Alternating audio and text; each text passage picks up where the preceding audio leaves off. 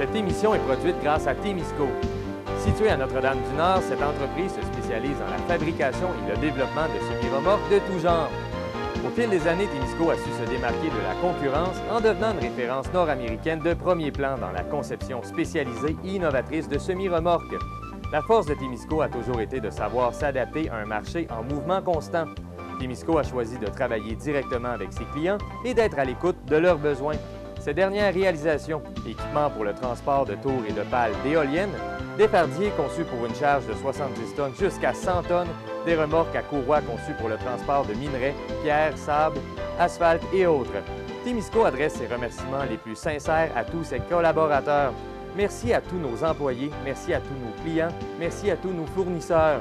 Merci à tous ceux et celles qui, de près ou de loin, ont participé au succès de Témisco. Témisco, à la mesure de vos besoins. Cette semaine à InfoTémis, résumé de la séance du Conseil de la MRCT avec la préfète Claire Bolduc, mise en place du projet pilote dual par le Centre Frères Moffett, la table de concertation des personnes âgées du Témiscamingue lance le défi bénévolat, 13e édition du Festival des Folies francophones et reportage sur la victoire de la Coupe Soleil avec les étincelles.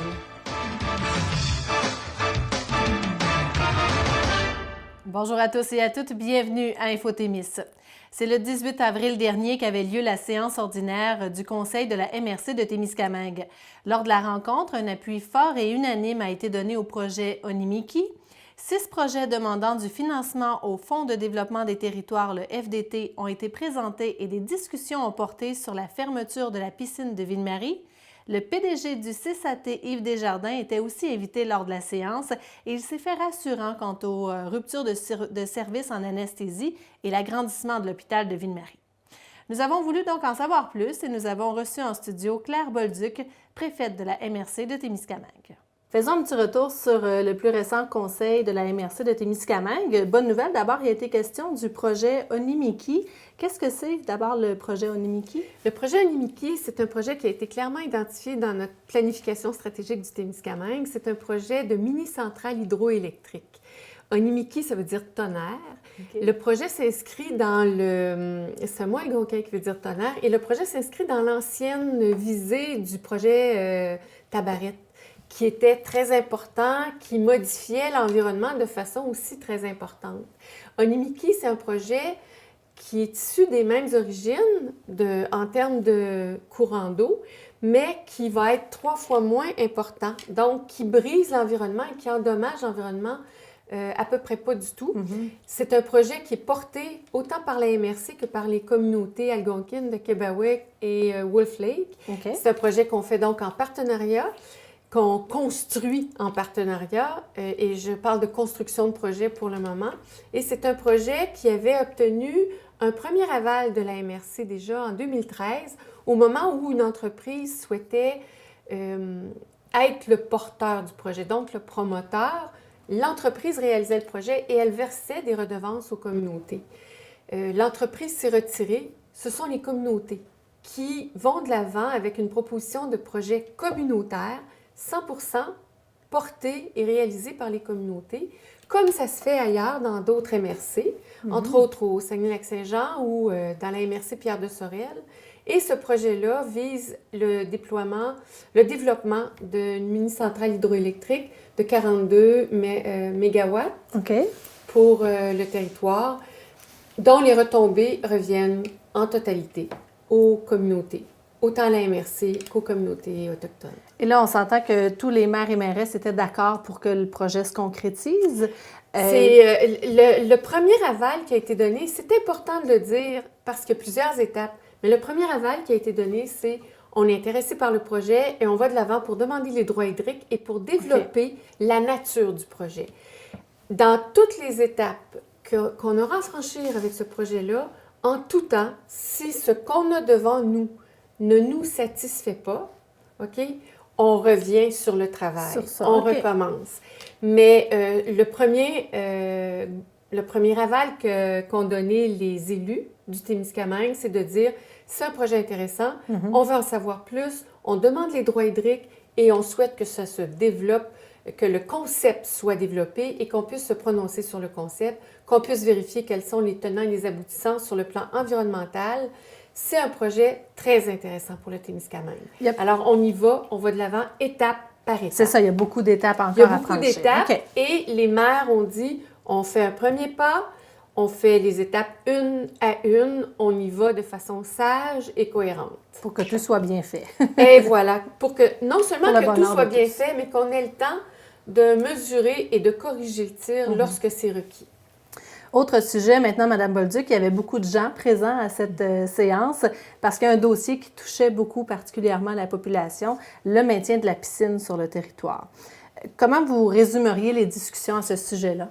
D'abord, la première chose que j'ai salué les citoyens et les citoyennes qui se sont présentés au Conseil de la MRC pour manifester un besoin. Il serait intéressant qu'à chaque séance du Conseil, il y ait autant d'intérêt pour les discussions qu'on mène.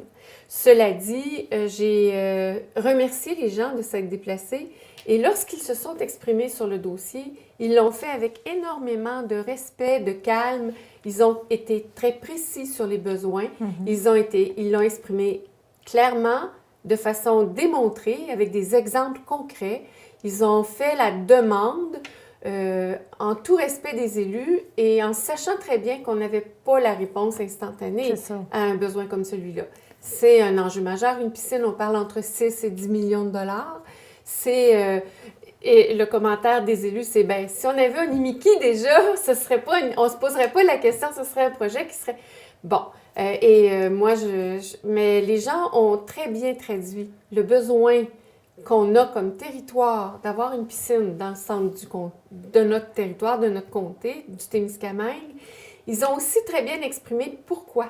C'est pas seulement on en veut une parce qu'on en veut une, c'est on en a besoin les aînés, et c'était en fin de semaine dans la presse, dans les sports que peuvent pratiquer les aînés en toute sécurité, la natation, c'est le deuxième plus important. La marche, ensuite la natation, ensuite le vélo. Donc, c'est le deuxième plus important.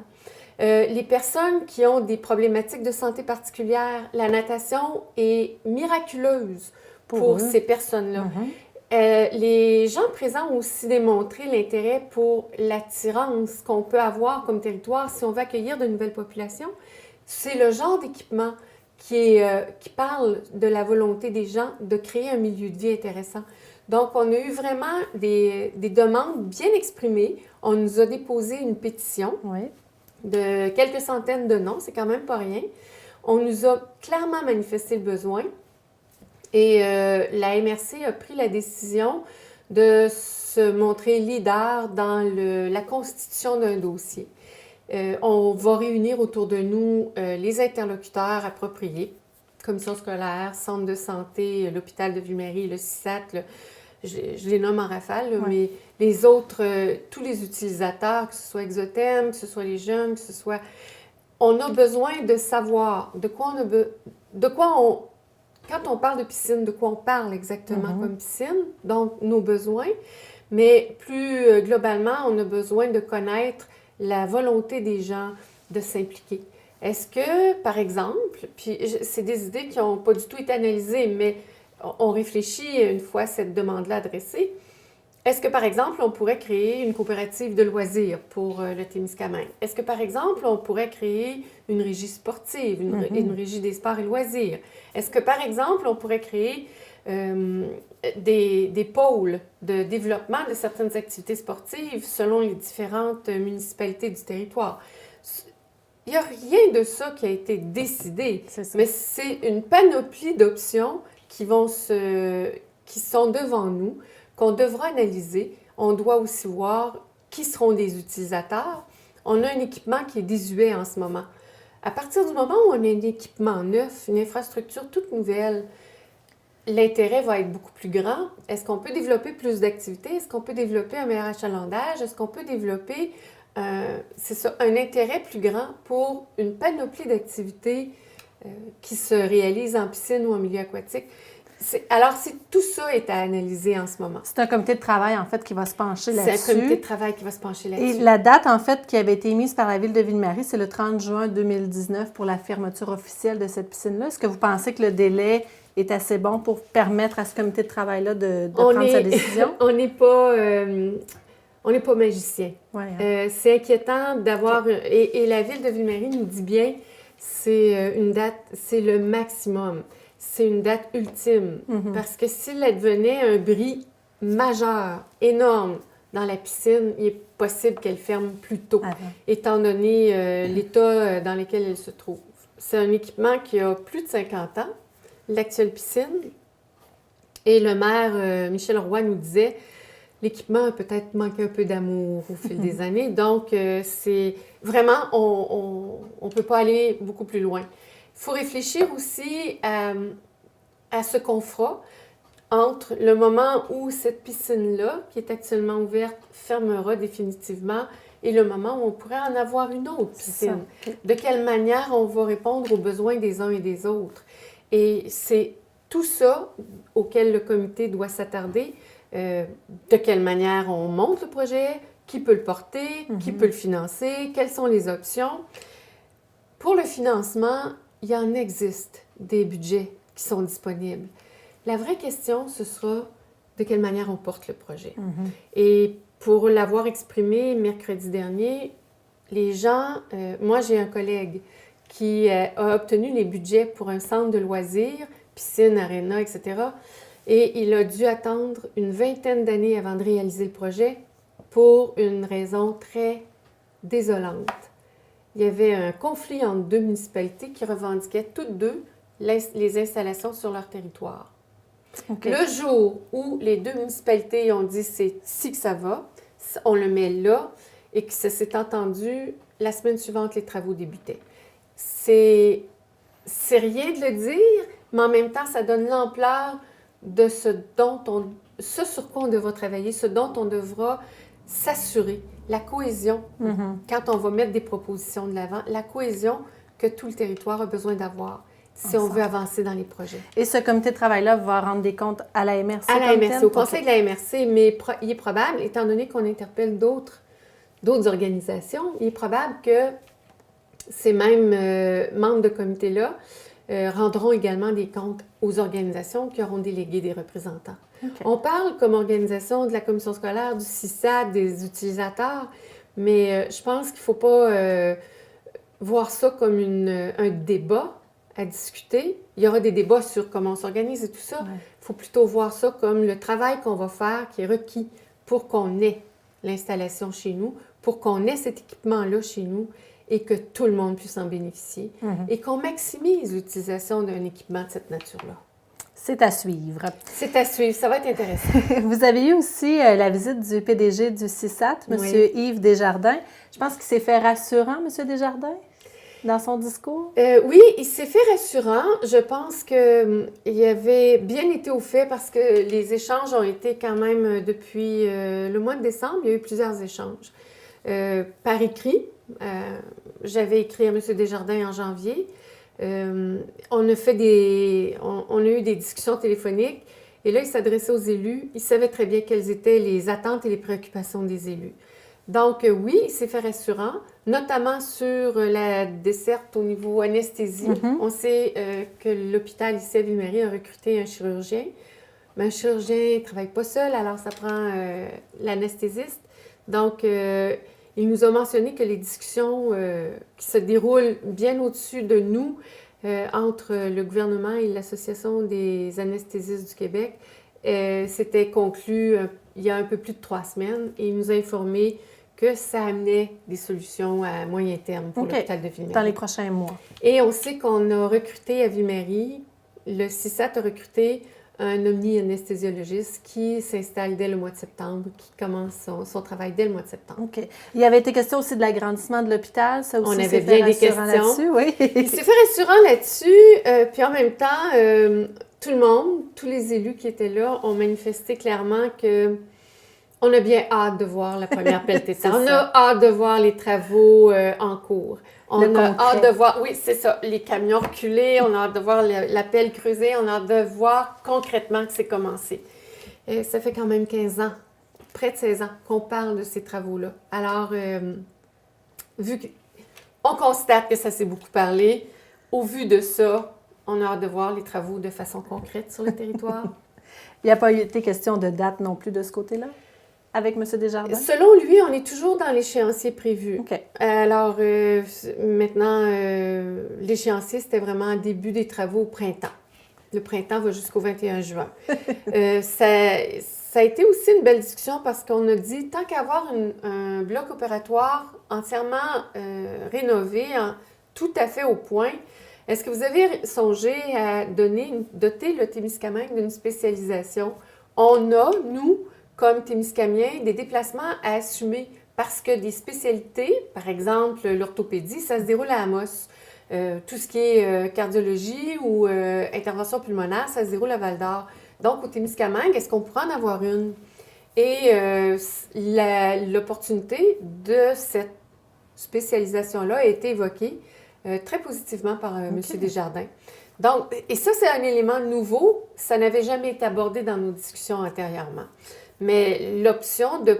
Et ça permet de maintenir des gens très alertes, très en forme, sur le plan de l'anesthésie comme sur le plan de la chirurgie. Si tu as des gens qui sont très peu occupés, ça a un impact sur leur expertise et sur leurs compétences, ne serait-ce que la dextérité manuelle. Et c'est ce que M. Desjardins expliquait. Alors, si on peut augmenter l'utilisation d'une installation qu'on pourrait avoir à Ville-Marie, si on peut améliorer la pratique des chirurgiens et des anesthésistes qui sont chez nous, ben l'option est là. Et ce sont les maires qui ont fait cette remarque-là, qui ont fait cette demande-là, et il s'est montré très ouvert à cette option-là. Alors, ce serait un plus, ce serait un autre plus qui s'additionnerait pour la population témiscamienne. Autre sujet maintenant, le dossier d'autobus Maheu. Il y a eu une demande particulière de la part de cette entreprise. Quelle était cette demande-là? L'autobus Maheu est une entreprise privée qui offre un service collectif, c'est-à-dire qu'il facilite le transport collectif, le transport des personnes intermunicipales et interrégionales. L'entreprise a toujours soutenu le tronçon Témiscamingue-Rouyn, Nord Bay Témiscamingue-Rouyn, à même les retombées et les gains qu'il faisait sur le tronçon Rouyn-Val-d'Or-Montréal. Ce tronçon-là est devenu moins rentable au fil des ans et ce qui met en danger l'ensemble de la desserte au niveau transport par autobus. Okay.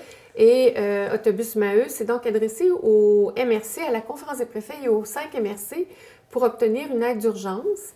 Et lorsque c'est le milieu municipal qui investit dans ce genre de transport-là, collectif, il y a une aide du ministère des Transports qui est triplée. Si une MRC met 20 000 $, le ministère des Transports ajoute 60 000 $ à l'aide apportée. C'est non négligeable pour maintenir un service. Or, la résolution, de façon très serrée, elle a été défaite. La proposition de soutenir financièrement Autobus Maheu, elle a été défaite de façon très serrée. Et je peux comprendre les élus qui ont voté. D'une part, c'est toujours délicat d'utiliser l'argent des citoyens pour financer une entreprise privée. Et je comprends totalement leur réserve à cet égard-là. Mais par ailleurs, c'est un service collectif. Et c'est un service collectif qui est beaucoup utilisé, particulièrement par nos populations plus vulnérables ou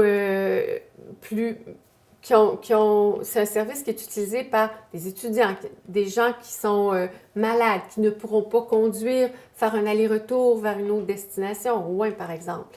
Alors, on avait à mesurer ces deux dimensions-là et certaines informations, les maires demandaient certaines informations qu'on n'avait pas. OK.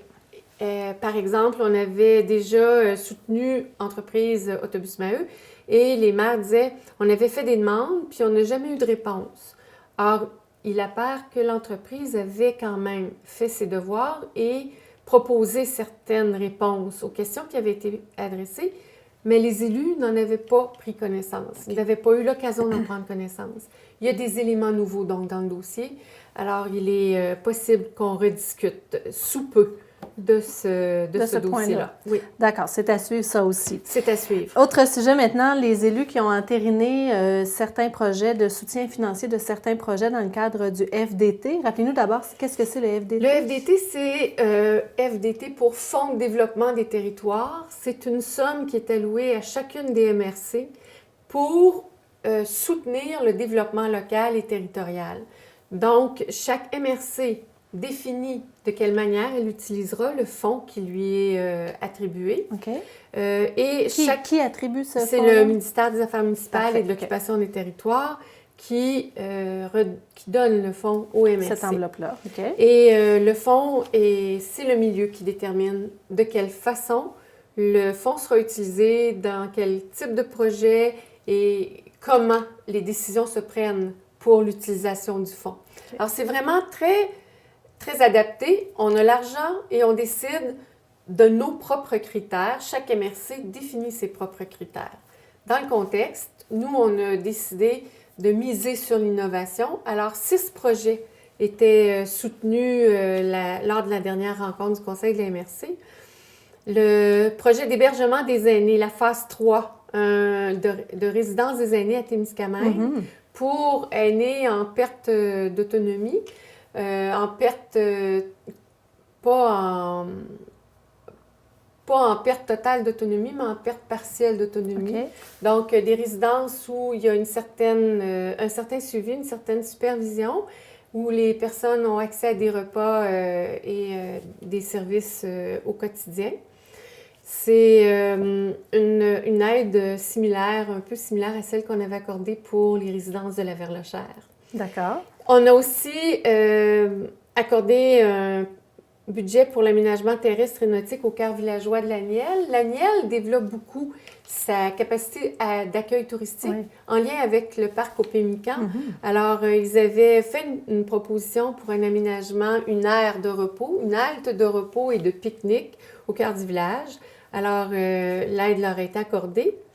On a accordé également un montant pour la planification stratégique du Témiscamingue, pour la stratégie d'attraction et de promotion du territoire. Une image de marque, en fait, L'image de marque et tous les outils requis pour faire la promotion du Témiscamingue. Okay. Alors, on est dans cet exercice-là, la planification stratégique, on veut attirer des gens.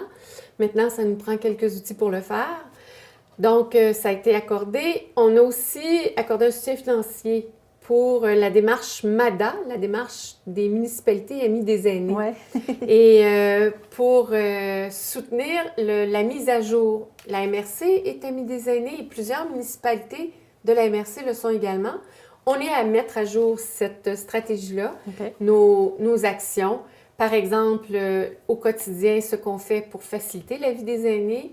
Quand on planifie l'aménagement d'une municipalité, qu'est-ce qui doit être fait pour faciliter les déplacements des personnes aînées, que ce soit des déplacements à pied ou en vélo, en véhicule moteur, les petits véhicules. Mais qu'est-ce qu'on fait pour qu'ils soient plus actifs? Qu'est-ce qu'on fait pour rapprocher les aînés des cœurs villageois, justement, alors, et des services? Donc, la démarche Amis des aînés, on est en voie de faire sa mise à jour pour la MRC, pour plusieurs municipalités au Témiscamingue. Soutien financier. Un projet qui me tient particulièrement à cœur, le travailleur de rang, c'est un projet que moi j'ai apprivoisé quand j'étais à Solidarité rurale parce que c'était un des laboratoires ruraux, un des 35 laboratoires ruraux qui avaient cours.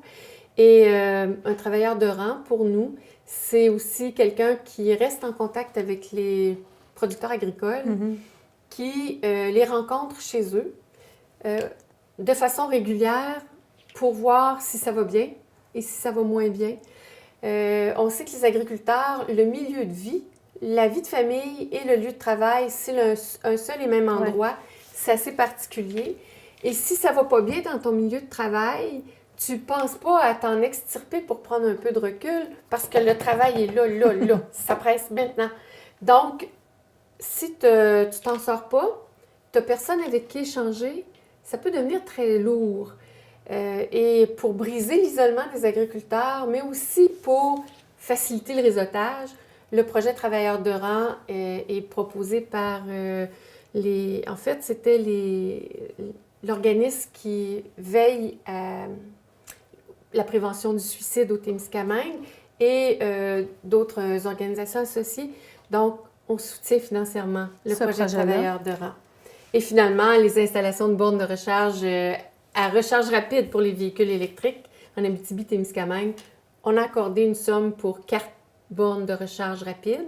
Les 4 bornes seront situées dans les mêmes villes où il y a déjà des bornes parce qu'elles s'associent. On recharge une borne à 80% en 20 minutes avec la recharge rapide et on termine la recharge avec un moyen de recharge un peu plus lent pour ne pas abîmer la batterie. Alors, c'est de cette manière-là que ce sera installé. Et les bornes de recharge rapide, on est toujours dans l'œuf ou la poule, hein? Alors, est-ce qu'on aura des véhicules électriques? Bien, il n'y a pas de bornes de recharge électrique. Et si on avait des bornes de recharge électrique, est-ce qu'on aurait des véhicules électriques? Alors, on a décidé qu'on allait de l'avant. C'est un projet du CREAT qu'on appuie. Alors, le Conseil régional en environnement a un projet très ambitieux et on s'associe au projet, comme d'autres MRC l'ont fait d'ailleurs. Est-ce que les projets vont continuer d'être acceptés comme ça? Est-ce que le FDT s'est terminé ou ça se poursuit encore? Le FDT, la somme d'argent qui nous est allouée l'est sur une base annuelle, OK? Et on peut soutenir des projets sur plus d'une année. OK. Donc, mais à chaque année, on accueille de nouvelles demandes, de nouveaux projets. Il faut tout de même que je rappelle que la MRC, nous, on s'est donné un comité pour avoir un regard sur les projets et faire des recommandations au Conseil de la MRC. On a demandé que ce ne soit pas des projets récurrents, qu'on ne supporte pas du fonctionnement, mais que ce soit des projets innovants et qu'on supporte l'innovation, justement. Et on a demandé que les projets ne soient pas pour soutenir des entreprises privées. D'accord. Il y aura des élections partielles qui s'en viennent. Oui. Ça, c'est un autre sujet dans les prochains mois, là, un peu partout au Témiscamingue. Qu'est-ce que vous auriez à dire aux gens pour que ces gens-là s'impliquent peut-être dans leur politique, dans leur municipalité? Au niveau municipal? Oui. La première des choses, c'est si vous avez envie de vous impliquer, c'est le temps de vous mêler de vos affaires. C'est une belle opportunité, c'est une belle occasion. C'est une occasion de rencontre, c'est une occasion de réfléchir à l'avenir de notre municipalité, c'est une occasion de s'engager dans ce que pourrait devenir la municipalité. Et quand je dis le mot engagement, le mot veut bien dire ce que ça dit, on s'engage à l'endroit, parce que c'est quand même, ça demande de la présence et ça demande qu'on s'implique dans ce qui se passe. C'est une belle opportunité de pouvoir participer à l'organisation de son milieu de vie, de son milieu municipal. Et si vous ne vous présentez pas, allez voter. Allez voter, Moi, exactement. je pense que ça, c'est la chose la plus importante. On a l'impression que ça se passe au-dessus de nous autres, qu'on ne connaît pas assez ça, qu'on ne connaît pas les personnes. Renseignez-vous, mais allez voter. Voter, c'est la plus grande... C'est l'exercice de la plus grande expression de la démocratie. C'est un droit qu'on a, c'est quelque chose qu'on possède comme droit fondamental. C'est une responsabilité à partir d'un droit comme ça, c'est une responsabilité de l'exercer. Il y a des pays dans le monde qui, en ce moment même, se battent pour avoir le droit de dire pour qui ils voudraient voter, pour avoir le droit de dire comment on veut développer son milieu. Nous, c'est un droit qu'on a. Alors, exerçons-le. Il est précieux. La séance des maires de la MRC du mois de juin, ça se déroule toujours en dehors des locaux de la MRC. Oui. Ça aura lieu où au mois de juin? Alors, on a reçu l'invitation de l'Aniel, du comité municipal de l'Aniel, pour tenir la rencontre sur les lieux. C'est également le 23 juin où il y aura la préouverture du parc au Pémican. Alors, on met tout en place pour que ce soit vraiment pour donner le goût aux gens d'aller voir. La séance de la MRC de juin s'installe toujours dans des municipalités différentes et dans les prochaines semaines, dans les prochains mois, on apprendra que la séance du comité administratif de la MRC va se déplacer à la Verlochère-Anglier 2 fois par année. OK. Parce qu'on a des bureaux. On a des bureaux à Ville-Marie. La MRC a son centre de tri, son centre de matières résiduelles à Fabre, mais on a aussi des bureaux à la Verlochère-Anglier. Et 2 fois par année, on tiendra la séance du comité administratif dans ces bureaux-là. De ce côté-là. Oui. Et en terminant, comment se passe votre mandat jusqu'à présent? Vous dire que je suis emballée, le mot est faible. OK. Tant mieux. J'aime ce que je fais. Je suis surprise, malgré la connaissance que je peux avoir de ce qu'exige le milieu municipal ou territorial. je suis surprise de l'ampleur de tout ce que couvre la fonction, de l'ampleur de la tâche. En même temps, je suis très bien accompagnée. On a toujours l'impression qu'à la MRC, ça bouge pas fort. Vous devriez voir la ruche à l'intérieur des bureaux. C'est un feu roulant. Des gens qui sont interpellés par des citoyens, qui sont sur des dossiers, qui font avancer des beaux projets. C'est un feu roulant. Je suis choyée de pouvoir contribuer à ça, de pouvoir y participer. Moi, je suis vraiment heureuse de ce que je fais, mais vous devriez voir tout le travail qui se fait. C'est une bonne idée de venir nous voir aux séances de la MRC, comme les gens qui voulaient une piscine sont venus nous le dire. C'est une bonne idée parce que vous voyez aussi de quoi on parle, de quoi on traite. Et puis, les débats se font sur la place publique. Alors, venez nous voir. Ça nous fera plaisir de vous rencontrer. Suite à cette séance, nous avons aussi rencontré M. Yves Desjardins. Voici ce qu'il avait à dire. On sait qu'actuellement, il y a des négociations qui sont en train de se travailler entre l'Association des anesthésistes, le gouvernement et nous pour couvrir Ville-Marie.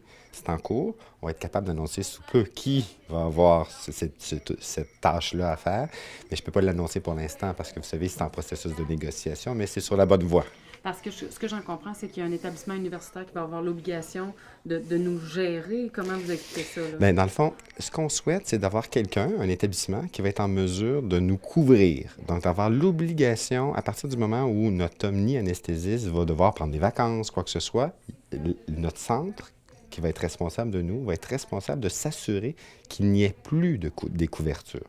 Donc, c'est sa responsabilité à lui de s'assurer que si dans la semaine 3, 4, 5, il n'y a pas d'anesthésiste, lui doit faire en sorte, parce que lui, il a un plus grand parc d'anesthésistes, de venir nous couvrir. Et ça, c'est une bonne nouvelle, parce qu'avant, ce qu'on faisait, c'est il y avait ça qui existait, on appelait au ministère, puis le ministère, lui, avait quelques joueurs qui pouvaient déplacer à gauche ou à droite, mais avec le temps, on priorisait certains établissements versus d'autres. Là, il y aura quelqu'un qui va être responsable de couvrir Ville-Marie. Ça, c'est la bonne nouvelle. Est-ce que ça pourrait arriver avant septembre? Parce que d'ici à septembre... Oui, ça va arriver avant septembre. OK. Rénovation, rapidement. Après ça, je laisserai la parole aux autres. Rénovation, agrandissement du bloc opératoire. Bloc opératoire, urgence, clinique externe, soins intensifs, c'est go, là. Ouais. OK. Ce que je comprends, il y a eu 4 soumissionnaires, 2 externes, 2 locaux. C'est l'externe qui a remporté, mais avec un dépassement des coûts estimés. Tout à fait.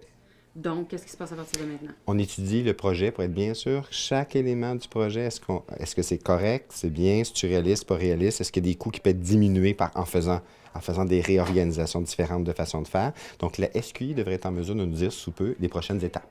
Mais le projet est bien vivant. On étudie, on s'assure que ça va faire pour être en mesure d'aller dans les échéanciers qu'on s'est dit, d'avoir quelque chose qui commence, phase 1, phase 2, peu importe, rapidement, dès le printemps. On est dans le printemps, saviez-vous, depuis le mois de mars, 21 mars? Oui! Quand ça va dégeler, on va pouvoir faire un trou. Merci beaucoup. Juste un petit mot justement sur l'importance d'être ici ce soir pour vous. Puis justement, le mot que vous voulez transmettre là, aux élus et à la population de Témiscamingue en étant ici ce soir.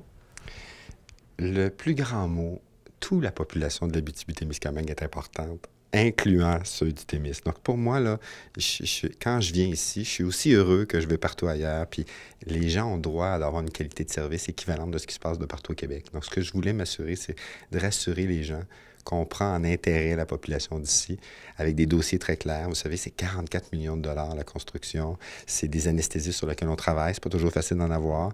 Et on réorganise des services pour s'assurer que ça fasse du sens. Quand j'entendais notre maire tantôt qui nous disait « Mais qu'est-ce qui se passe? Moi, je fais 100 km pour venir chercher des services, mais il faut trouver une voie de passage et des solutions. » Donc, moi, je dis toujours aux gens, toute fois qu'il y a un problème, il y a une solution. Donc, il faut la trouver, mais il faut la trouver ensemble. Pas en chicanant, mais en trouvant ensemble.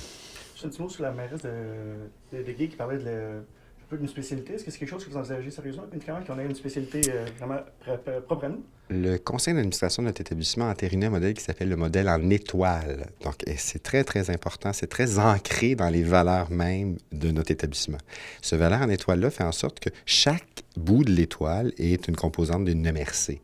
Chaque MRC a donc une spécialité. Il y a 2 bouts de l'étoile, 2 bouts de cette grande étoile-là, où la spécialité est un peu plus fragmentaire, sur laquelle on doit travailler davantage, qui est le Témis et l'Abitibi-Ouest. Il faut donc trouver une solution. Et là, on va avoir des équipements flambant neufs. Donc, on va avoir des anesthésistes. On va avoir un chirurgien qui est ici sur place. Donc, il y a du temps opératoire. On l'a dit tantôt, il y a un taux d'utilisation de temps opératoire qu'on peut optimiser. Bien, pourquoi pas? Pourquoi pas trouver quelque chose ici? Puis j'aimais bien ce qu'elle disait. Vous savez, si ça nous prend 1 heure à Rouen, bien, ça prend 1 heure de Rouen de venir ici. Donc, c'est juste une question de perspective des choses. Je suis certain qu'à partir du moment où on va être capable de dire il n'y a pas de délai d'attente, on peut être opéré plus rapidement, les gens vont choisir de faire 1 heure de voiture pour venir se faire opérer ici. Je suis en terminant aussi le dossier de l'anesthésiste. Vous avez des bonnes nouvelles à nous annoncer ce soir? Peut-être juste nous dire ça, Rapidement. Oui, Bien, des bonnes nouvelles, je ne suis pas capable de les confirmer, mais je suis capable de vous dire dans un premier temps, il y a un omni-anesthésiste qui va venir s'installer ici, qui est fantastique. Ça, c'est une excellente nouvelle parce qu'on aura une permanence et on est en train de négocier, et c'est pas nous, ça se passe beaucoup plus en haut de nous. Le ministère et l'Association des anesthésistes sont en train de travailler pour faire en sorte de couvrir l'ensemble des établissements du Québec qui avaient de la difficulté à couvrir l'anesthésie. Donc, plus particulièrement notre établissement ici à Ville-Marie. Donc là, on sait qu'on est rendu là. Ils sont à notre tour. Donc, on entend les négociations en train de se faire et tout ça pour s'assurer qu'il y ait un établissement qui a la responsabilité de nous couvrir. Donc, pour s'assurer qu'on ait une couverture totale ici en anesthésie. Merci. Le Centre Frères Moffett annonce la mise en place d'une formation en alternance travail-études pour la formation professionnelle en production animale. Dans le but de se positionner en tant que partenaire actif au niveau du développement socio-économique de la région, le Centre Frères Moffett mettra en place en août 2018 le projet pilote Dual. Cette nouvelle formule offrira plusieurs avantages tant aux étudiants stagiaires qu'aux entreprises participantes. Le programme de 1215 heures sera réparti de façon à ce que les étudiants passent 47 % du temps en milieu scolaire et 53 % du temps en entreprise. La formation débutera le 21 août 2018 et prendra fin le 5 juin 2019. 13 places rémunérées sont disponibles pour la cohorte de 2018-2019. TVTMIS était sur place lors de la conférence de presse à ce sujet et voici ce qu'on a préparé pour vous. Ce qui a été annoncé, c'est que nous allons vivre à partir de août 2018 une formation en production animale que nous avons déjà à la carte de nos diplômes d'études professionnelles, mais une production animale où il y aura un plus grand nombre d'heures en milieu de travail, donc en entreprise. Donc, généralement, la façon dont c'était subdivisé, c'est que les élèves étaient environ 2 tiers de temps en classe dans leur formation et 1 tiers en milieu de travail. C'est ce qu'on appelle le principe de l'alternance travail-études. Et à partir de l'an prochain, ça va ressembler davantage à 47 % en classe et 53 % d'entreprise. Donc, c'est vraiment quand même une augmentation signifiante du nombre d'heures en milieu de travail. Et peut-être nous expliquer qu'est-ce qui a mené à ça, justement, qu'est-ce qui menait à ce projet-là? Bien, on vivait depuis quelques années au niveau de notre DEP en production animale, on vivait une difficulté de recrutement, une diminution au niveau du nombre d'élèves qui s'y inscrivaient. Et lorsqu'on allait sonder le terrain un peu, on s'apercevait que c'est pas parce qu'il n'y avait pas de besoin de main-d'œuvre, au contraire. Puis c'est pas parce que l'agriculture était pas ou moins importante ou présente au Témiscamingue ou en Abitibi.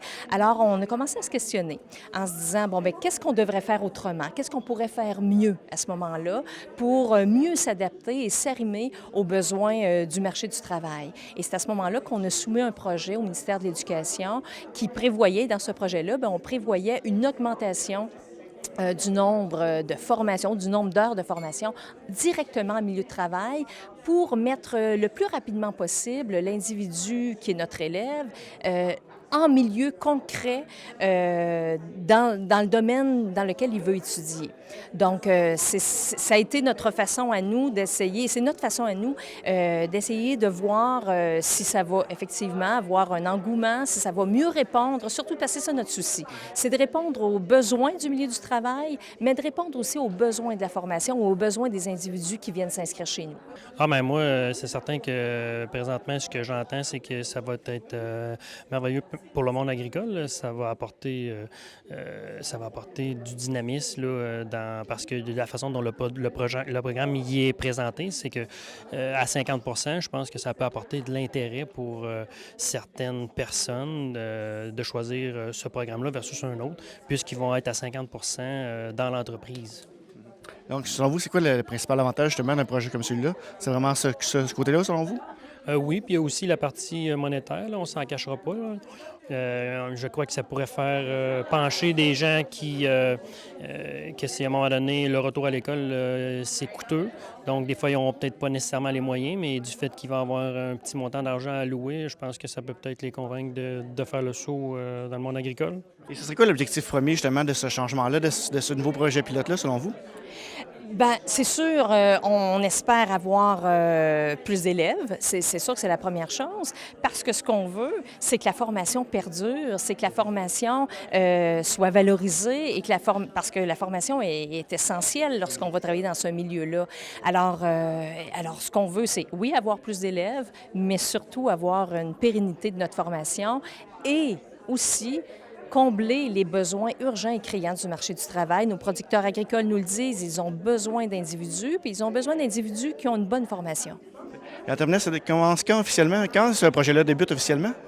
Alors, on va débuter, la date prévue de début est le 21 août.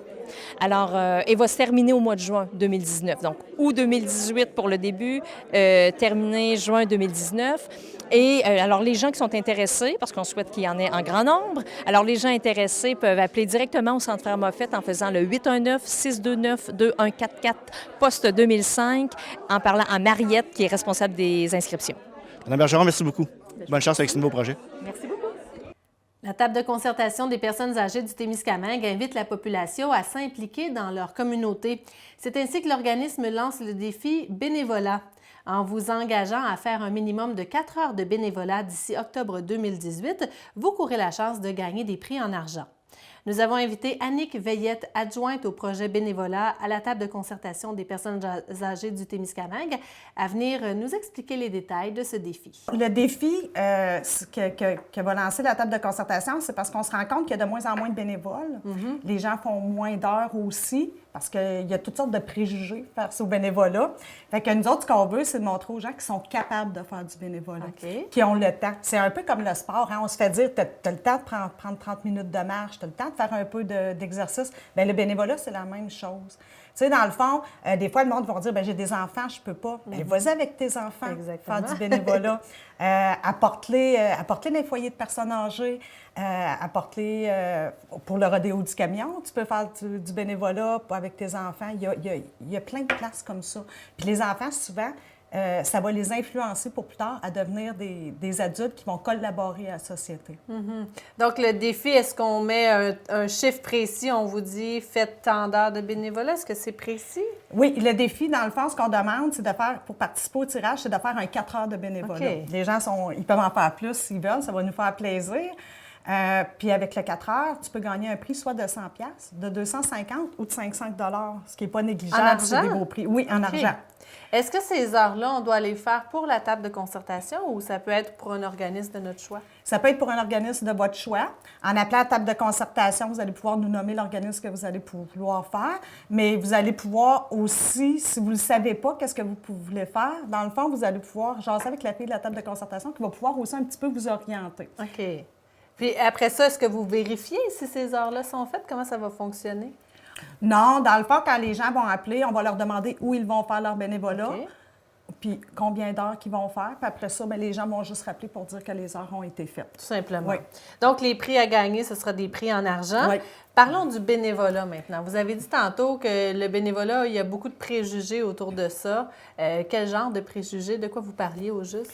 Bien, dans le fond, c'est un peu comme je te disais quand je donnais l'exemple de la famille. Les gens, ils vont pas parce qu'ils ont de la famille, mais des jeunes enfants, mais tu peux y aller avec tes enfants, faire du bénévolat. L'année passée, au rodéo du camion, j'ai un papa qui est venu avec sa fille. Puis cette année, sa fille, elle veut revenir. Puis son autre fille veut venir aussi. Fait que ça a développé de l'intérêt dans cette famille-là pour faire du bénévolat. Il y a aussi il y a les gens qui disent qu'ils sont occupés. Je suis trop occupée pour faire du bénévolat. Mais tu n'es pas obligé d'en faire à toutes les semaines. Ou ça peut être juste une demi-heure, 1 heure. Tu vas reconduire une personne âgée à l'épicerie. Ou ça peut être un événement qui est annuel. On a des beaux festivals, on a des belles activités au Témiscamingue que les gens peuvent collaborer, mettons, quelques heures par année. Et pourquoi les gens feraient du bénévolat? Pourquoi on en fait du bénévolat? Certainement pas parce que c'est payant. Non. OK. Mais c'est payant mais dans le cœur et dans Oui, la tête, oui. peut-être, autrement? Pourquoi qu'on fait faire du bénévolat, dans le fond, ça donne une bonne estime de soi. Quand tu vas faire du bénévolat, tu es contente de toi, tu as accompli quelque chose, puis tu as redonné aussi. Puis je pense que ça contribue aux collectivités aussi, au développement de notre collectivité. Il y a des organismes que sans leurs bénévoles, les organismes ne seraient pas capables d'arriver. Tout simplement. Fait que c'est l'estime de soi, la valorisation. Tu es content de ta fin de semaine, tu es content de ta semaine. Tu vas aider une personne âgée, là.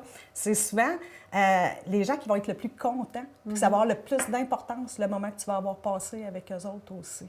Et dans notre société qui est très individualiste aussi, avec nos téléphones, on est centré sur nous-mêmes. Je pense que ce côté-là, ça nous ouvre aussi sur la société à faire du bénévolat. Bien, ça t'ouvre parce que le temps que tu passes avec quelqu'un ou le temps que tu passes à faire une activité, tu n'es pas sur ton Facebook, tu n'es pas sur ton cellulaire, tu rencontres des vrais gens, tu n'es pas avec tes 800 amis Facebook, tu es vraiment avec 2, 3, 4, 5, peut-être plus de personnes en chair et en os qui permettent, dans le fond, de rencontrer des gens aussi, puis de créer des nouveaux réseaux, puis des nouvelles amitiés. Je me souviens aussi, quand on fait une activité, par exemple, vous parliez avec des personnes âgées, quand on a terminé, qu'on s'assoit dans notre voiture, qu'on revient à la maison, on a le cœur léger. On dit c'est pas payant, mais c'est payant pour ça. On est heureux d'avoir accompli quelque chose. Oui. C'est fou ce que ça apporte. Vous en avez glissé un mot aussi. Qui peut faire du bénévolat? N'importe qui? Tout le monde. Tout le monde. Même les enfants? Les enfants peuvent en faire. Les personnes âgées, souvent aussi, c'est des gens qui sont très actifs au niveau du bénévolat. Ça les sort de leur isolement. À place de rester chez eux, ils redonnent. Puis souvent, quand ils sont à retraite, les personnes âgées, il y en a qui vont s'ennuyer. Les enfants viennent moins nous voir. Fait que ça permet de sortir, de contribuer. C'est bon au niveau cognitif, puis au niveau de l'humeur aussi. Oui. Comment on fait pour choisir le bon organisme ou le bon endroit pour soi pour faire du bénévolat? Bien, premièrement, je pense qu'il faut regarder nos intérêts. Okay. Qu'est-ce qu'on aime? Qu'est-ce qu'on n'aime pas? Si tu n'aimes pas les enfants, va pas faire du bénévolat dans une garderie. Exactement, OK. Des fois, il faut essayer, par contre. Moi, je pense que c'est vraiment de déterminer ses besoins, le nombre de temps qu'on a. Puis des fois, c'est de l'essayer. Est-ce que je peux te donner un exemple? Oui. Moi, il y a plusieurs années, quand j'ai fini ma technique en travail social, j'ai refusé d'aller travailler avec les personnes âgées. Puis je me disais, j'aimerais pas ça, je bouge trop vite, je vais les étourdir, c'est trop mollo.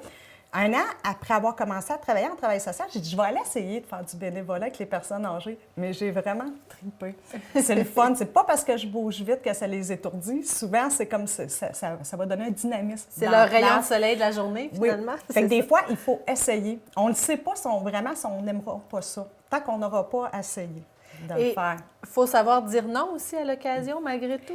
Oui, on ne se le cache pas, puis on entend des histoires de gens qui sont beaucoup sollicités. Bien, c'est certain que si tu te mets un nombre limite d'heures, puis si tu te fais appeler, tu peux le dire non. Tu peux le dire que ça ne t'intéresse pas, qu'est-ce qu'ils te proposent aussi. Il faut être honnête parce qu'il faut que ça devienne un beau moment, pas un moment qui est déplaisant aussi. C'est ça. Parce qu'il faut le dire, il y a de moins en moins de bénévoles aussi. La pénurie de bénévoles est là aussi. C'est toujours difficile de recruter des bénévoles, de recruter des bons bénévoles. Oui. Comme si on regarde avec les personnes âgées, il faut faire attention à qui on envoie là. Il faut quelqu'un qui a du tact. Il faut quelqu'un... On va regarder aussi les casiers judiciaires, c'est au niveau de la table de concertation, parce que il y a le projet Relever le défi, mais il y a un autre projet où on a fait une pochette où on va recruter des bénévoles aussi. Fait qu'il y a des choses qui vont se faire au niveau des dossiers judiciaires, par exemple. Il faut toujours faire attention, surtout avec une clientèle qui est vulnérable. C'est pareil pour, mettons, avec les jeunes enfants aussi. Puis c'est pour la sécurité, on est d'accord avec ça de toute façon. Oui. Donc, si on veut participer à ce défi-là de la table de concertation des personnes âgées, qu'est-ce qu'on fait? OK. Vous pouvez nous rejoindre au 629-2828. OK. Puis vous demandez, la secrétaire va vous expliquer qu'est-ce qu'il faut faire, va vous poser les questions. Vous pouvez aussi aller sur Facebook, le TCAP Témiscamingue. OK, vous nous écrire en privé. Ou bien simplement vous rendre à la table de concertation 96 Sainte-Anne, à Ville-Marie. Tout simplement. Et c'est avant quelle date pour participer? C'est au plus tard, c'est le mois d'octobre. OK. On s'est donné un 6 mois, puis lors de l'Assemblée générale annuelle de la table de concertation, bien, ça va être, le prix va être tiré. Les prix vont être donnés à ce moment-là. C'est tiré au hasard parmi les participants? Oui. Tout simplement. Donc, on invite tout le monde à participer à ce beau défi-là. Soyez bénévoles. Aidons-nous collectivement, finalement. Oui. Merci beaucoup, Annick. Je te remercie, moi aussi. C'est du 3 au 6 mai prochain qu'aura lieu la 13e édition du Festival des Folies francophones. Cet événement se veut une célébration du plaisir de s'amuser en français et il se déroule sur le territoire du Témiscamingue ontarien. Plusieurs activités sont organisées, autant pour la jeunesse que pour les plus âgés. Afin de tout savoir sur la programmation de ce festival, nous avons rencontré un des membres du comité de direction des Folies francophones, M. Jean-Claude Carrière. Jean-Claude, pour ceux et celles qui n'ont jamais entendu parler du Festival des Folies francophones, qu'est-ce que c'est au juste ce festival-là? Bien, en 2005, on a décidé de monter un festival parce qu'on s'apercevait que nos jeunes n'avaient pas de chance de s'amuser en français dans la région du Témiscamingue ontarien, évidemment. Si on voulait jouer au hockey, au soccer ou des choses comme ça, bien, on allait jouer avec des anglophones et le coach ne parle pas toujours la langue. Donc, si on veut qu'on s'amuse en français, il fallait faire d'autres choses en dehors de l'école. Et c'est une des raisons qu'on avait parti le Festival des Folies francophones. Parce que sinon, ça faisait que nos jeunes pensaient que quand on veut s'amuser, il y a juste en anglais qu'on peut le faire en dehors de l'école.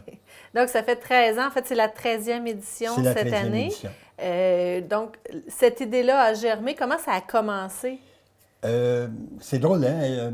Il y a un monsieur qui m'approche, il y avait une petite librairie, puis il me dit « Est-ce que la Témiscamingue fait des fois des activités que je pourrais vendre mes livres? » Alors, je dis ça à la présidente à l'époque, les Jeanne Bélin-Massy, qui fait le village de Noël à Témiscamingue.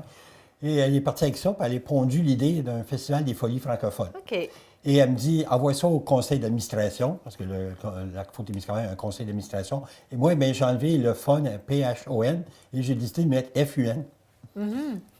Et voilà comment est né le Festival des Folies francophones. On a pondu, on a pensé à des idées. Ça durait une semaine de temps à l'époque. Ouais. Et laisse-moi dire qu'on avait la langue à terre quand c'était fini. Et puis, avec le temps, on a rapetissé. Mais déjà, au début, on voulait toutes les catégories d'âge. C'est ce qu'on visait parce qu'on se trouvait que c'est ça qui était le plus important. Parce que c'est ça, le Festival des Folies francophones, ça rejoint autant les tout-petits de 2-3 ans, maternelle, et jusqu'aux grands-enfants, et aux adultes, et aux personnes âgées. Et aux aînés. C'est tout le monde. Oui, là. c'est tout le monde. Tout le monde. Donc, c'est du 3 au 6 mai cette année, cette 13e édition-là. Mais on peut dire que c'est quand même beaucoup plus large que ça parce que ça fait déjà quelques semaines que ça a été lancé au début avril. Oui. Qu'est-ce qui s'est passé le 4 avril? Qu'est-ce qu'on fait le 4 avril? C'est qu'on fait une soirée de lancement. Au début, pendant le festival, on faisait ça pendant le festival. Mais on a décidé que si on le faisait avant, bien, on pourrait avoir la chance de monter c'est quoi notre programme, de remercier tous nos bénévoles et surtout nos commanditaires. Oui, il y en a beaucoup. Et du début, Réjeanne Massy avait décidé qu'on devait reconnaître un couple ou un organisme qui a aidé à l'avancement de la francophonie chez nous. Okay. Alors, on a créé la pierre angulaire. Et c'est une vraie pierre où on colle une plaque dessus. Et l'idée derrière Réjeanne, c'était qu'à la longue, quand on va avoir plusieurs pierres, on va pouvoir construire notre centre francophone et mettre nos pierres. Alors, on en a présentement 12, parce qu'une année, on ne l'a pas fait. Okay. Alors, on a 12 pierres qui prennent de la poussière dans le bureau. Dans le bureau d'ACFO. Dans le bureau d'ACFO, en attendant qu'on soit assez riche ou assez entrepreneur pour faire, un centre francophone. Donc, qui a reçu cette pierre-là cette année? Alors, cette année, c'est Bruno et Louine et son épouse Rose et Louine. OK. Qui parce sont-ils, que c'est des gens très engagés dans la communauté. Surtout M. Elouine, qui est déjà président du Club de l'Âge d'Or, le Club du Sourire de Noiscourt, depuis... je crois que c'est 12 ans qu'il me disait. Mais il était membre du Club Richelieu du Témiscamingue depuis à ses débuts, 1965, si ma mémoire est bonne.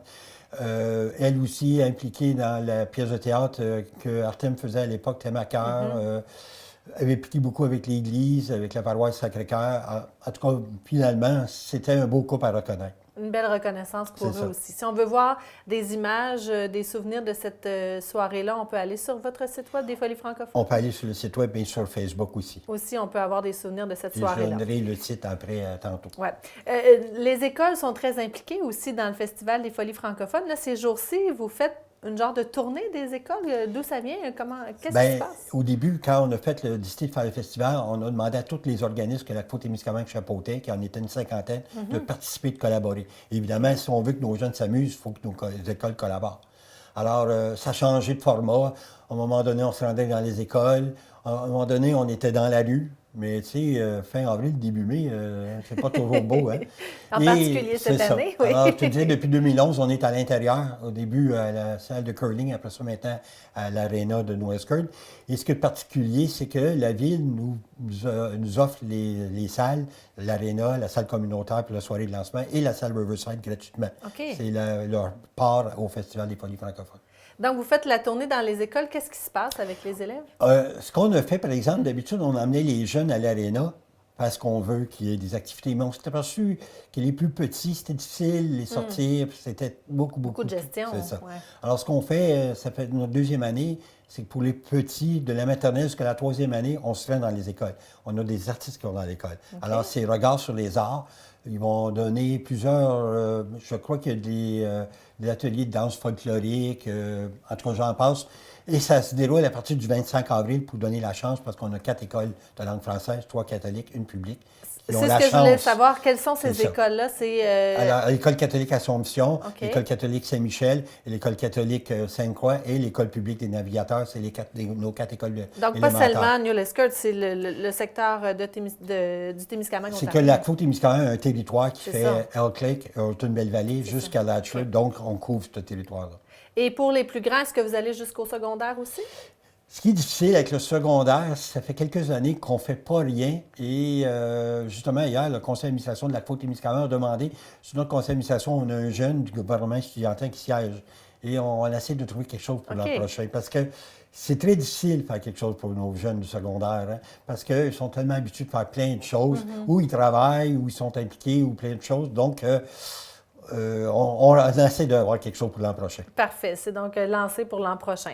Si on regardait maintenant, Jean-Claude, la programmation comme telle du 3 au 6 mai, parce qu'il y en a plein de choses à faire, pour la population en général, qui est invité à ces activités-là? On invite nos francophones, qu'ils soient du Témiscamingue ontarien et surtout du Témiscamingue québécois, parce qu'on espère qu'ils vont venir. Oui. Et nos francophiles aussi.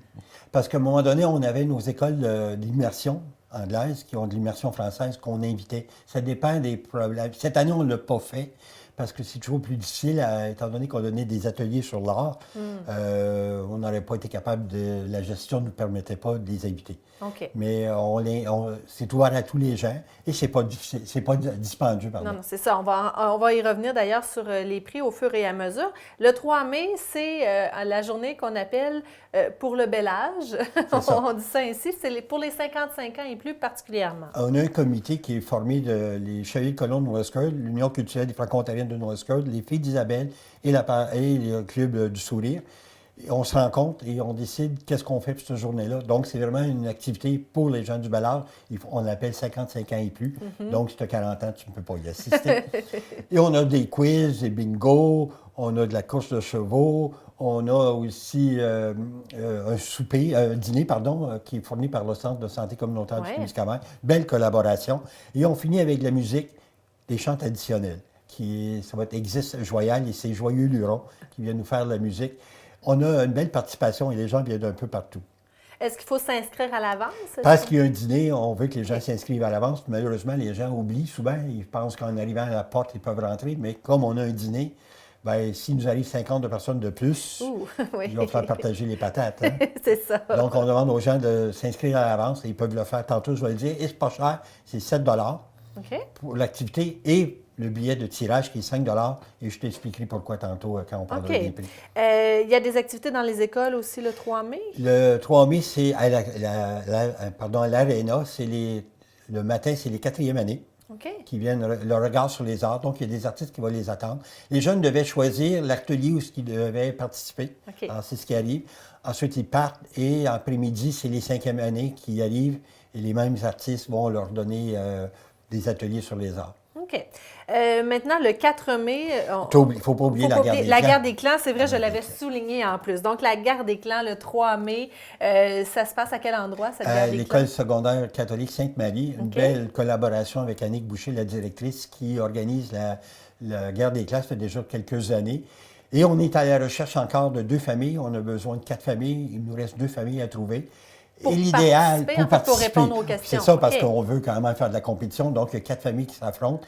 Ensuite, il y a une genre d'éliminatoire pour les 2 meilleures familles se rencontrent. Et l'idéal, c'est qu'on recherche un aîné, 2 adultes, un ado et un enfant Un de plus l'école jeune. secondaire, c'est l'idéal, mais on va prendre n'importe quelle famille pour avoir notre quota. Donc, on va donner vos coordonnées aussi à la fin À de la l'entrevue pour participer. C'est en fait calqué sur la garde des clans que l'on connaît, en fait, C'est Family ça. Food, etc. Et cette année, on va faire différent. Je crois que c'est les paroissiens qui vont répondre aussi en question, parce qu'on faisait avec les jeunes, puis les gens trouvaient que c'était difficile parce qu'ils répondaient n'importe quoi. Alors, Oui, c'est un j'ai peu vu ça. passer sur Facebook un appel à tous pour répondre à C'est ces ça. questions-là. C'est ça. les 100 personnes qui vont répondre à ces ça. questions. Donc, le 4 mai, maintenant, c'est aussi la journée scolaire. Ça va se poursuivre? La journée scolaire se poursuit. Alors, le matin, c'est les 6e années. OK. Et ensuite, en après-midi, c'est les 7 et 8. Les 7 et 8 chez nous en Ontario, c'est votre secondaire 1 et 2. Oui. Alors, comme ça, on fait sûr que toutes les écoles et tous les jeunes puissent y participer. Et ça, les élèves sont au courant de ce qui se passerait parce qu'ils ont l'information par l'école, finalement. Ils devaient répondre, ils devaient s'inscrire dans C'est un ça. atelier particulier. Avec leur professeur, Avec ça le s'est passé professeur, dans ça l'école. s'est fait OK. déjà. Aussi, le 4 mai, ce sera le vernissage du Club Richelieu-Témiscamingue. Parlez-nous-en davantage. Ce qui arrive, c'est qu'à l'époque, Ghislain Lambert, qui s'occupe de ce dossier-là, était directeur à l'École Saint-Michel et on avait fait avec le Centre culturel Artem une journée sur les arts. Et on avait invité des artistes. Alors, il a décidé de servir du banc concept. Et ce qu'on avait fait en soirée, les parents avaient été invités à venir voir les œuvres des jeunes OK. et de les acheter. Et ça faisait une façon de faire des dons, de ramasser une collecte de fonds, de faire une collecte de Simplement. fonds. Alors, on a décidé de faire la même chose. Donc, les jeunes vont travailler, mais leurs arts, ils vont rester à l'aréna et on va les exposer Wow. pour que les gens puissent venir les voir. Et le Club Richelieu-Témiscamingue est le commanditaire, c'est pour ça qu'on l'a appelé comme ça. Et l'année dernière, il y avait la famille Thornton et la famille Rivard qui avaient ouvert le spectacle L'Écho d'un peuple. Et on a demandé qu'ils reviennent cette année nous faire aussi un petit spectacle pendant le vernissage. Donc, ça sera tout en musique en même temps. En même temps. Et je demandais à Jasmine Lamotte Thornton une photo de la famille. Elle m'a dit, tu as déjà une photo de ma famille de l'année dernière. Oui, mais les petits ont grandi. Elle Oui. dit, tu as raison. Donc, on a des nouvelles images et ils sont sur le Facebook ou sur notre site web. OK. Donc, à ne pas manquer lors de la journée du 4 mai. Le 5 mai, encore une journée très populaire, très en demande aussi, entre autres avec la fameuse vente de garage. Les filles d'Isabelle, pour eux autres, c'est une façon de faire une collecte de fonds. Donc, une partie de l'aréna qui n'est pas utilisée, ça leur permet de vendre des articles usagés ou de seconde main.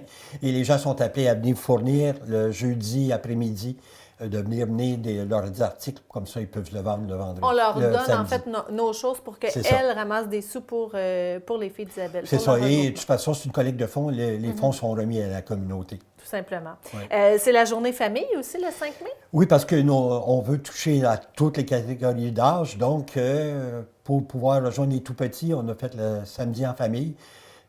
Il y a des jeux gonflables, on a les métis qui sont là, on a de la bouffe santé. Et cette année, on a une petite ferme, mini-ferme. Les jeunes vont pouvoir Wow. toucher les animaux. C'est toujours intéressant C'est pour les toujours tout très petits. intéressant. Oui. La soirée canadienne aussi qui est Les attendue. soirées canadiennes, qui est toujours notre soirée, notre grosse soirée. Et cette année, on a les gens du Nord.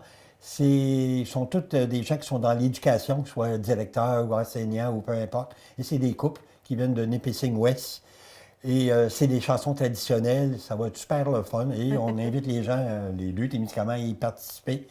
Et pour y ajouter des danses carrées et de la musique traditionnelle, Gérard Vachon a préparé des ateliers de danse traditionnelle. OK. Et les gens vont se costumer à l'époque de la Nouvelle-France grâce aux costumes qu'on peut avoir avec le village de Noël du Centre culturel Wow. Artem. Donc, on veut que ça va être coloré. Oui, c'est ça. J'ai une vision de tout ça. C'est coloré et animé aussi parce qu'une soirée canadienne, ça bouge beaucoup. On invite aussi nos francophiles qui viennent voir, s'immiscer dans notre culture franco-ontarienne Aussi, ou oui. canadienne pour voir c'est quoi une soirée canadienne. Donc là, on va danser, on va fêter le samedi soir et le dimanche matin, on prend ça plus mollo. Il y a d'abord la messe du 6 mai. Oui, ça fait partie de la tradition du début. Comme je te disais, on va avoir de la collaboration de tout le monde. Donc, puisque la Côte-Témiscamingue chapeautait aussi nos paroisses, on a demandé à la paroisse Sainte-Croix de faire la messe. Parce qu'après ça, on a le brunch organisé par le Club Richelieu-Témiscamingue qui organise un beau brunch. Et je te dirais, la messe du festival, c'est les gens du comité, ceux qui sont moins fatigués, qui font la lecture, les servants de messe et ces choses-là. Et il y aura aussi le fameux tirage qui se déroulera lors du brunch du 6 mai. Parlez-nous de ce tirage-là. Qu'est-ce que c'est? Le festival se termine toujours par le tirage. Et depuis 2006, on essaie de vendre 1000 billets, mais on n'arrive jamais à les vendre. OK. Donc, on a décidé pour mousser notre vente, on a une activité et la part du temps, tu dois acheter aussi le billet pour le C'est tirage comme un de 1000 laissez-passer pour C'est ça. l'activité, finalement. OK. Donc, la journée du 55 ans et plus, c'est 7 plus ton billet de tirage. OK. Ensuite, la guerre des clans, c'est le billet de tirage pour rentrer. Ton billet, donc, va te servir comme ça un peu partout. Hein. Notre soirée canadienne, ça coûte 10 plus ton billet de tirage. Ensuite, le tirage, là, ton billet a donc servi 5 fois. Tu as une chance de gagner 1000 Fait que si tu as participé à toutes ces activités-là, puis tu gagnes 1000 en plus, bravo. Puis c'est 5 le billet. C'est 5 le billet, on ne l'a jamais augmenté. Et le plus qu'on a vendu, c'est 849. On aimerait donc pouvoir réussir à se rendre jusqu'à 1000 parce que cet argent-là est remis à la communauté.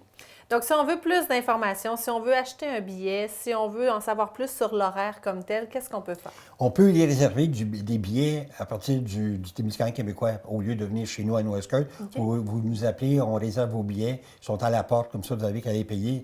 On le fait de plusieurs années. Alors, notre numéro de téléphone, c'est le 705-647-6105. OK. On peut aussi, je vais prendre mon chat parce que je ne connais pas par cœur, on peut aussi nous envoyer un courriel à Festival francophone FUN, tout en un mot, @gmail.com. Ou on peut aussi visiter notre site web qui est francophone-témiscamingue, écrit à la façon ontarienne.ca.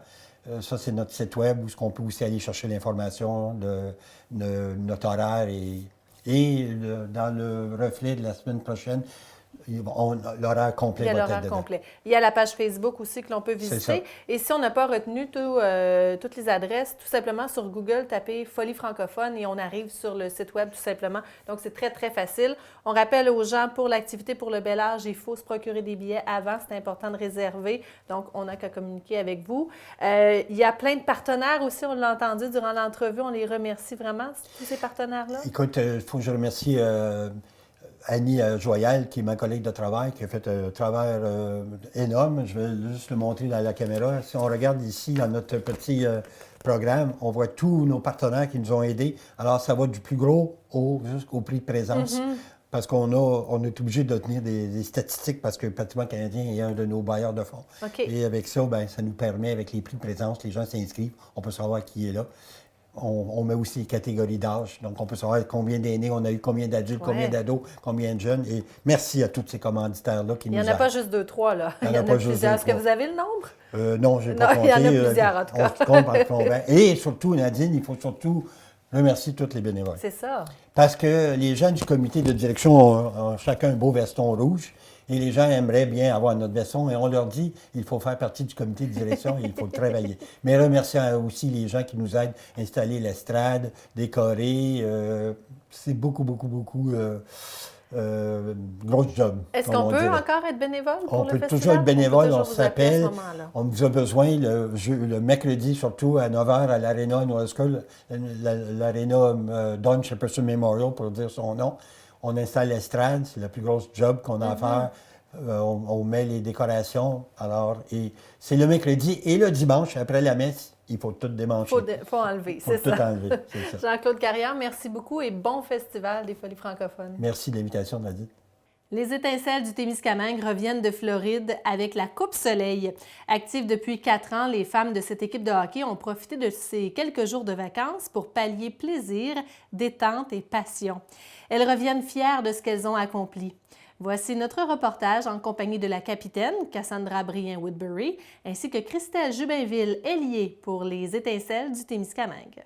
Le groupe Les Étincelles, en fait, c'est toutes des femmes issues du Témiscamingue qui ont la passion du hockey. On a joué social ensemble dans des tournois ou juste dans des matchs sociaux au hockey féminin qui se jouent à Ville-Marie ou à Guigues. Les joueuses, dans le fond, l'âge varie de 20 ans à environ 48 ans. Ça faisait plusieurs années qu'on voulait participer à un tournoi outre-mer, à l'extérieur. Puis ça a parti il y a quelques années. Puis là, l'an passé, en juin, ça s'est concrétisé. On est parti avec 7 filles. Puis finalement, on est parti à 10 filles en avril. Puis là, on est arrivé là-bas. Puis on a réussi à compétitionner pour vrai parce qu'on a gagné la Coupe Soleil. Mais l'initiative est bien de Cassandra, fait qu'on est vraiment reconnaissante toute l'organisation puis l'équipe parce que c'est elle qui a fait les recherches puis que a pris les communications et les devants avec tout ça. Fait que on a vraiment apprécié ton bon travail. On avait regardé les dates, les prix. C'était surtout aussi avec les dates. Il fallait que ça fitte avec tout le monde, puis tout ça. Puis c'est sûr, une destination soleil, ça tente à tout le monde. Donc, on avait un petit penchant pour la Floride. Donc, c'est pour ça qu'on avait eu ce penchant-là. Le noyau de base pour les étincelles existe quand même depuis quelques années, mais là, on s'était rajouté quelques filles là, pour le tournoi en Floride. On avait déjà tous joué ensemble, fait qu'on garde toujours la même base, mais dans le fond, c'était un peu qui est intéressé, qui était disponible, mais le noyau témiscamien était là. On s'était loué une petite vanette pour partir d'ici, du Témiscamingue. Le temps de se rendre, on a eu des mauvaises températures aussi pour monter. Donc, le temps de se rendre à Toronto a été quand même un petit peu plus ardu. Le vol, le temps d'arriver là-bas. C'est sûr, nous, on est arrivés là-bas. On a eu un bel accueil. Oui. Vraiment, le président de l'organisation, il nous attendait à l'aéroport. Puis à l'accueil, c'est ça, il y avait un barbecue, il y avait le comité d'accueil qui était là pour nous. C'est sûr qu'ils savent tous qu'on est comme fatigués du voyagement. Fait que, tu sais, on avait une belle soirée libre, mais, tu sais, il y avait comme des activités là aussi présentes durant la soirée. Fait que c'était le fun. Bien, le premier match, en fait, on jouait le soir à 8 heures. C'est sûr que ça a été un match assez ardu. On l'a gagné 4-2. Il fait chaud en Floride. On n'est pas habitué de jouer à ces températures-là. Donc, après la première période, en plus, on était juste 8 joueuses qui jouaient. On avait une blessée, plus notre gardienne. Donc, on avait juste 3 personnes là, pour changer. Donc, ça a été très, très difficile. Après la première période, en fait, sur le banc, on parlait presque plus là, parce qu'on était très, très, très fatigués avec l'humidité et tout. Fait qu'il a fallu aussi quand même s'acclimater à ça. Mais ça a été un très beau match, le premier. Ça nous a mis à la table. On avait hâte de jouer notre premier match, en fait. Puis ensuite, les autres matchs, le deuxième et le troisième match, a été un petit peu plus facile, là, quand même. On a gagné des scores un petit peu plus élevés. Puis rendu à la finale, notre quatrième match, là, on a gagné 5-0, mais ça ne reflète pas vraiment le match. Parce que, tu sais, 5-0, quelqu'un peut dire, mon Dieu, vous avez gagné ça facilement. Mais non, après la deuxième période, c'était 2-0. Il a fallu travailler très fort. En troisième période, on a été chanceuse parce que ça a débloqué. On a réussi à faire plusieurs buts, mais il a fallu travailler fort pour gagner cette finale-là. Puis on avait quand même une pression parce qu'on avait gagné nos 3 matchs. Donc, on avait quand même beaucoup de pression là, pour travailler puis gagner ça. Mais il faut dire qu'on avait aussi une très bonne gardienne. Fait que c'était le fun parce qu'on avait une bonne chimie hors glace, mais excellente aussi sur la glace. Puis c'est ça, on se connaît comme déjà, puis pour avoir joué ensemble. Puis je pense que l'ambiance, tout ça, c'était comme extraordinaire. Fait qu'on embarquait sur la glace. Puis en n'étant pas beaucoup de joueuses, on aurait dit qu'il fallait comme jamais lâcher. Fait qu'on allait sur la glace, on donnait tout ce qu'on pouvait, on revenait, puis on continuait. Puis ça nous a donné, le vent, le deuxième souffle qu'on pourrait dire. Donc, notre goaleuse qui est comme excellente, on a comme apprécié tous les matchs. Ça a fait en sorte que, tu sais, peut-être l'écart, le 5-0, tout ça, oui, il y a eu des tirs au but. Par contre, on a eu une belle prestation de notre goaleuse, puis on était très satisfaite et contente de la performance. Puis c'est pas pour le rien, justement, qu'elle a eu la meilleure gardienne du tournoi. Parce que, justement, oui, il y a 2 matchs qui ont été un petit peu plus faciles, qu'elle a eu moins de lancers, mais notre premier et notre finale, une chance qu'elle était là parce qu'on n'aurait pas pu performer comme ça, là. Claudia Roy, qui a remporté aussi meilleur défenseur. Cassandra Watery, qui a gagné la personnalité de la semaine. C'est un petit velours, c'est le fun. Puis, tu sais, je pense qu'on aurait pu, en fait, tu sais, la joueuse aussi, Jessie Rondeau aurait pu aussi remporter la joueuse du tournoi parce que elle a performé comme jamais dans ce tournoi-là. Mais c'est ça, tu sais, c'est sûr que c'est un petit velours, puis c'est super le fun à recevoir, là. Mais, tu sais, en somme, la semaine a été vraiment incroyable pour tout le monde. Puis on avait tellement un beau noyau. C'est ça qu'on retire, je pense, de cette semaine-là. On a eu une belle semaine, mais en plus, on avait tellement une belle gang que c'était parfait dans tous les sens. Ça a été vraiment une belle semaine. Je pense que le hockey fait partie un peu de notre sport national, qu'on peut dire. Ça fait partie de notre culture. Puis surtout au Témiscamingue, il y avait beaucoup de jeunes filles, beaucoup de jeunes hommes, dans le fond, qui commencent à jouer au hockey. Puis moi, ce que je retiens, c'est que moi-même, j'ai joué au hockey à la ringuette étant plus jeune. Puis de refaire comme ça un voyage, puis que le hockey m'apporte l'occasion de faire des belles rencontres, de faire un voyage, je trouve ça super. Puis j'encourage les jeunes à continuer là-dedans parce qu'on réalise des petits rêves comme ça, peu importe, on n'a pas besoin de faire partie de la Ligue nationale. Puis j'ai trouvé ça super aussi de rencontrer justement les Floridiennes, tout ça, de jouer contre elles. Puis ce que j'ai trouvé ça intéressant, c'est que on nous parlait que le ratio en Floride, le hockey, il y a une différence peut-être d'intérêt. Parce qu'il y a beaucoup de sports qui jouent plus estival dans leur secteur. Il y avait 2 grosses équipes, ils étaient nombreuses. Par contre, le ratio en Floride, il est différent. Oui, on a une grande ville, mais chez nous, on a fait 3 coins de rue, puis on a débarqué de la moitié de l'équipe. Fait qu'on trouvait ça comme quand même super de réaliser qu'on est une petite communauté tissée serrée. On avait beaucoup de support de nos amis, notre famille. Puis que c'est ça fait partie de notre culture, puis que c'est un beau sport qui est ancré en nous, puis que c'est une belle passion. Non seulement on avait l'appui des gens du Témiscamingue via notre page Facebook, mais il y a des Témiscamingues qui sont venus nous voir pendant nos matchs. On a aussi nos coachs qui sont originaires d'ici, qui sont venus nous coacher. Puis juste au premier match, leur arrivée, elle nous a donné un second souffle, puis on était vraiment contente de les avoir parmi nous. Puis aussi, c'est arrivé que durant les matchs, on avait socialisé avec d'autres équipes qui sont venues nous encourager. Puis c'est vraiment le fun de les voir rassemblés à nous encourager pendant notre match, parce que c'est ça, on participait contre une équipe de la Floride, puis il devait y avoir une trentaine de personnes qui nous encourageaient à comparer peut-être une dizaine de l'autre côté. Puis on était là, on n'est pas originaire d'ici, mais on est comme vraiment content du sport, là, sur place. De partir comme ça une semaine, de voyager, tu sais, juste de partir en petite vanette, on avait l'impression qu'on était comme quand on était pee-wee, là, quand on était plus jeune. C'est ça qu'on se disait, mon Dieu, on dirait qu'on part comme avec nos parents là, quand on était plus jeune, mais tu sais, de partir comme ça une semaine complète, puis de vivre cette expérience-là, ça a été vraiment incroyable. C'est sûr que quand on vit un tournoi une fin de semaine, on vit des vraiment beaux moments, mais partir comme ça, on le recommande vraiment à tout le monde qui a cet amour-là pour le sport du hockey, là, on recommande ça à tout le monde parce que c'est vraiment une belle expérience. Puis, Hockey International, ils savent ce qu'ils font, ils ont de l'expérience, c'est pas pour le rien que c'est leur 36e édition. On recommande vraiment à tout le monde qui aime ce sport-là. Pour l'accueil, c'était wow. Le président et sa fille, c'était incroyable, mais aussi le comité organisateur, les arbitres, la fille qui faisait le chronomètre, ceux qui nous accueillaient, c'était incroyable. Vraiment, on était reçus comme des reines. Vraiment, là, ça a été incroyable. Puis quand on a gagné la finale, bien là, encore là, ça a été une journée vraiment magique. Là. C'est comme si on était des vedettes, cette journée-là. Là, ça a été vraiment incroyable. Le matin, notre finale était tôt, le matin, à 8 heures quand même. Là, c'est rare qu'on a des finales tôt comme ça.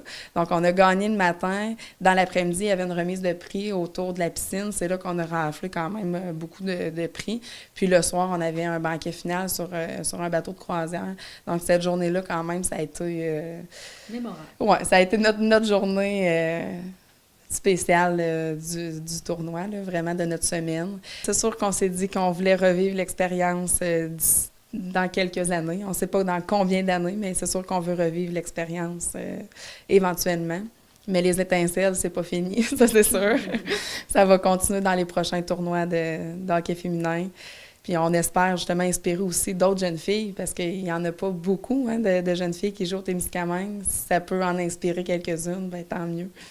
Une aide financière de 1 470 372 $ est accordée à 9 clubs et organismes de la région pour les soutenir dans leurs efforts pour rendre la pratique de la motoneige et du véhicule tout-terrain, le VTT, encore plus sécuritaire. La ministre déléguée au transport, Mme Véronique Tremblay, en a fait l'annonce en présence du député de Rouyn-Noranda-Témiscamingue, ministre des Forêts, de la Faune et des Parcs et ministre responsable des régions de l'Abitibi-Témiscamingue et du Nord du Québec, M. Luc Blanchette, et aussi du député d'Abitibi-Est, M. Guy Bourgeois.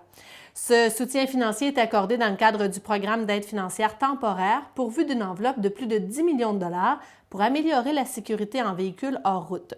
Il permettra aux clubs et aux organismes de concrétiser des projets visant à renforcer la sécurité des usagers et de pérenniser les sentiers. Pour le Témiscamingue, le Club de motoneige du Témiscamingue reçoit un montant de 55 500 $. Cette somme sera utilisée pour procéder à l'aménagement d'une traverse de cours d'eau et installation de structures de ponceau en arche. Des élections ont eu lieu à la Témiscamingue First Nation le 21 avril dernier. Selon le code électoral de la Témiscamingue First Nation, une élection doit être déclenchée si 51 % des membres ayant voté aux dernières élections signent une pétition, ce qui a été fait en 2017. Rappelons aussi que des élections avaient à nouveau été réclamées lors d'une assemblée générale à laquelle tous les membres de la communauté pouvaient assister le 23 mars dernier. Des élections ont donc eu lieu et un nouveau conseil de bande a été élu. 169 votes ont été comptabilisés. La nouvelle équipe souhaitait donc prendre possession des bureaux administratifs lundi dernier. Mais selon les informations recueillies par la journaliste Tania Neveu de ici Radio-Canada Régional, devant une présence policière, 2 groupes de citoyens ont réclamé lundi les sièges disponibles au conseil de bande. Le conseil de bande élu en mai 2016 affirme qu'il a toujours sa place jusqu'aux prochaines élections en 2020 et conteste la légitimité du conseil de bande qui lui revendique avoir été élu samedi. Au moment d'enregistrer ce bulletin de nouvelles, le ministère des Affaires autochtones avait indiqué à Radio-Canada que comme les élections au sein de la Première Nation de Témiscamingue sont tenues en vertu des règles électorales de la Première Nation, le ministère ne peut intervenir pour régler les différends en matière d'élection et de gouvernance. Ceux-ci ne peuvent être résolus qu'au sein de la Première Nation ou par les tribunaux. Ce dossier sera donc à suivre au cours des prochaines semaines. Parlant d'élections, une élection partielle aura lieu le dimanche 3 juin 2018 à la municipalité de Nidlek afin de combler le poste de conseiller municipal numéro 2.